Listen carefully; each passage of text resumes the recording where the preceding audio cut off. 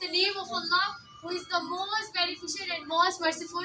It's me, Azan. Today I will deliver my speech, and my topic is about don't judge book by its cover. Do you know what it's like to be a judge? I do. Before you judge someone by their appearance, you should get to know that person. Just because others have labeled them unpopular, dirty, or nutty, doesn't mean that really says anything about that person. Most don't take the time to understand. Usually rely on what they wear from the words or what their eyes let them see. You cannot judge a book by its cover. It's indeed a true saying in this world is ambition.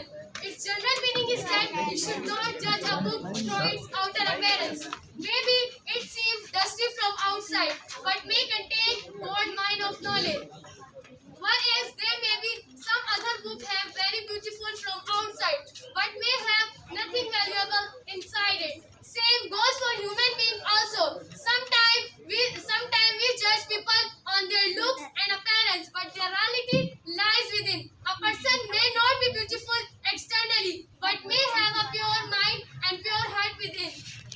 Whereas a person may be seen of attractive, gorgeous externally, but may have negativity, jealous, and hated within. So we should judge not through their action, not through their deed, not through their action, not through their deed. We know them, we judge them, we can understand who they really are. I look at the people, I don't listen to their heart, and they are nice looking on their looks. They are nice looking on their looks is alone. Is shallow and superficial, or just okay and ugly. I listen to their heart. I listen to their hearts. I see to their soul. I look at their eye. What they are passionate about.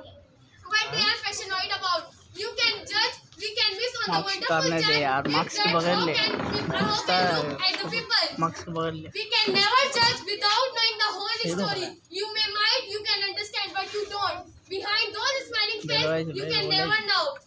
You can never know when someone is going through. Describe a time when you misjudged someone based his